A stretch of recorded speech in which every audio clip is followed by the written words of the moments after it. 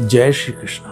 तीसरा अध्याय, भक्ति के कष्ट की निवृत्ति। नारद जी कहते हैं, अब मैं भक्ति, ज्ञान और वैराग्य को स्थापित करने के लिए प्रयत्न पूर्वक श्री सुखदेव जी के कहे हुए भगवत शास्त्र की कथा द्वारा उज्जवल ज्ञान यज्ञ करूंगा। यह यज्ञ मुझे कहाँ करना चाहिए? आप इसके लिए कोई स्थान बता दीजिए। आप लोग वेद के पारगामी हैं, इसलिए मुझे इस सुख शास्त्र की महिमा सुनाइए। यह भी बताइए कि श्रीमद् भागवत की कथा कितने दिनों में सुनानी चाहिए और इसके सुनने की विधि क्या है? सनकादि जी बोले, नारद जी आप बड़े विनीत और विवेकी हैं, सुनिए हम आपको यह सब बातें बताते हैं। हरिद्वार के पास आनंद नाम का एक घाट है, वहाँ अनेकों ऋषि रहते हैं तथा देवता और सिद्ध लोग भी उसका सेवन करते रहते हैं। भक्ति भांति भांति के वृक्ष और लताओं के कारण वह बड़ा सघन है और वहाँ बड़ी कोमल नवीन बालू बिछी हुई है। वहाँ घाट बड़ा ही सुरम्य और एकांत प्रदेश में है। वहाँ हर समय सुनहले कमलों की सुगंध आया करती है। उनके आसपास रहने वाले सिंह, हाथी आदि परस्पर विरोधी जीवों के चित्तों में भी वैरभाव नहीं है। वहाँ आप बिना किसी विशेष प्रयत्न के ज्ञान यज्ञ आरंभ कर दीजिए। उस स्थान पर कथा के अपूर्व रस का उदय होगा। भक्ति भी अपनी आंखों से ही आपके निर्बल और जराजीर्ण अवस्था में पड़े हुए ज्ञान और वैराग्य के साथ लेकर वहां आ जाएगी, क्योंकि जहां भी श्रीमद् भागवत की कथा होती है वहां ये भक्ति आदि अपने आप पहुंच जाती है। वहां कानों में कथा के शब्द पढ़ने से वह तीनों तरुण हो जाएंगे। सूत जी कहते हैं, इस प्रकार कहकर नारद जी के साथ सनकादि जी श्रीमद् भागवत कथामृत का पान करने के लिए वहां से तुरंत गंगा तट पर चले आए। जिस समय वह तट पर पहुंचे, भूलोक, देवलोक और ब्रह्मलोक सभी जगह इस कथा का हल्ला हो गया। जो भगवत कथा के रसिक विष्णु भक्त थे वह सभी श्रीमद् भागवत कथा का पान करने के लिए सबसे आगे दौड़ दौड़ कर आने लगे।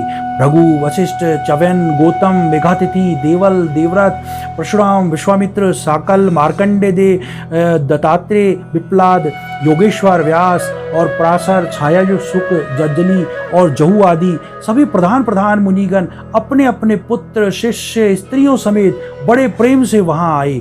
इसके सिवा वेद, वेदांत, मंत्र, तंत्र, सहस्त्र पुराण, छौ शास्त्र भी मूर्तिमान होकर वहां उपस्थित हुए। गंगा आदि नदियां, पुष्कर आदि सरोवर, कुरुक्षेत्र आदि समस्त क्षेत्र, सारी दिशाएं, दंडक आदि वन, हिमालय आदि पर्वत तथा देव, गंधर्व, दानव सभी कथा सुनने के लिए वहां चले आए। जो लोग अपने गौरव के कारण नहीं आए, महर्षि भृगु उन्हें समझा बुझाकर ले आए। तब कथा सुनाने के लिए दीक्षित होकर श्री कृष्ण परायण सनकादि नारद जी ने दिव्य श्रेष्ठ आसन पर विराजमान हुए। उस समय सभी श्रोताओं ने उनकी वंदना की। श्रोताओं में वैष्णव, विरक्त, सन्यासी, ब्रह्मचारी लोग आगे बैठे और उन सब के आगे नारद जी विराजमान हुए। एक और ऋषिगण, एक और देवता, एक और वेद, उपनिषद तथा एक और तीर्थ बैठे तथा दूसरी ओर स्त्रियां बैठी। उस समय सब और जय जयकार, नमस्कार और शंखों का शब्द होने लगा और अबीर, गुलाल, खील एवं फूलों की खूब वर्षा होने लगी। कोई देवश्रेष्ठ तो विमानों पर चढ़कर वहां बैठे हुए सब लोगों पर कल्प वृक्ष के पुष्पों की वर्षा करने लगे। सूत जी कहते हैं, इस प्रकार पूजा समाप्त होने पर जब सब लोग एकाग्रचित हो गए, तब सनकादि ऋषि महात्मा नारद जी को श्रीमद् भागवत का महात्म्य स्पष्ट करके सुनाने लगे। सनकादि जी ने कहा, हम आपको एक श्रीमद् भागवत शास्त्र की महिमा सुनाते हैं।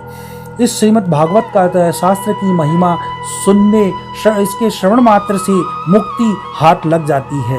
श्रीमद् भागवत की कथा का सदा सर्वदा सेवन, आस्वादन करना चाहिए। इसके श्रवण मात्र से श्री हरि हृदय में आ विराजते हैं।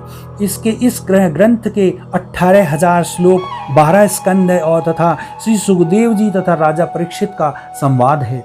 आप ये भागवत शास्त्र का ध्यान देकर सुनिए। यह जीव तभी तक अज्ञानवश इस संसार चक्र में भटकता है जब तक क्षण भर के लिए भी कानों में सुखसाधर का शास्त्र का कथा नहीं पड़ती। बहुत से शास्त्र और पुराण सुनने का कोई लाभ नहीं नहीं, इससे तो व्यर्थ का भ्रम बढ़ता है। मुक्ति देने के लिए तो एकमात्र भागवत शास्त्र की ही गरज रहा है। जिस घर में नित्य प्रति श्रीमद् भागवत की कथा होती है वह तीर्थ रूप हो जाता है तथा जो लोग उसमें रहते हैं वह सारे पाप नष्ट हो जाते हैं उनके, और हजारों अश्वमेध और सैकड़ों वाजपेयी यज्ञ इस सुख शास्त्र की कथा का 16वां अंश भी नहीं हो सकते हैं।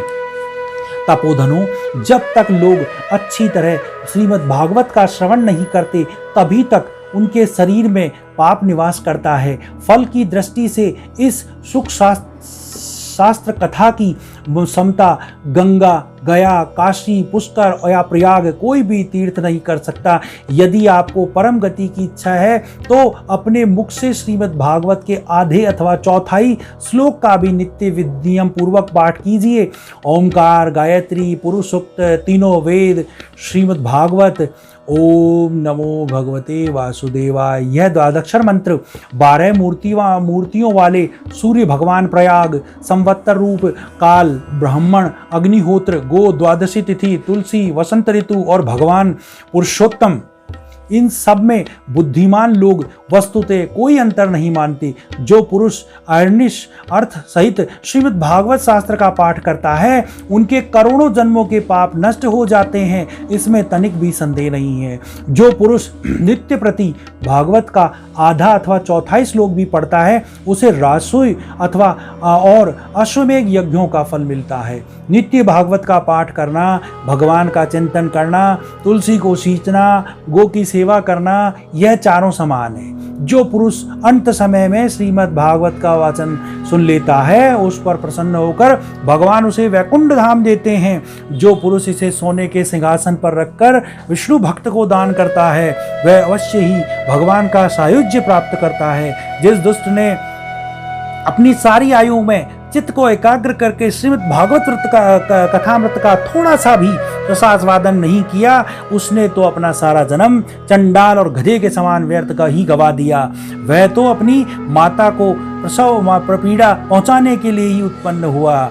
जिसने इस सुख शास्त्र के थोड़े से भी वचन नहीं सुने वह पापात्मा तो जीता हुआ ही मुर्दे के समान है। पृथ्वी के भार स्वरूप उस पशु तुल्य मनुष्य को धिक्कार है जो स्वर्गलोक में देवताओं के प्रधान इंद्रादि कहा करते हैं। संसार में श्रीमद् भागवत का कथा का मिलना अवश्य ही कठिन है। जब करोड़ों जन्मों का पुण्य होता है तभी इसकी प्राप्ति होती है। नारद जी, आप बड़े ही बुद्धिमान और योगनिधि हैं। आप प्रयत्न पूर्वक कथा का श्रवण कीजिए। इससे सुनने के लिए दिनों का कोई नियम नहीं है।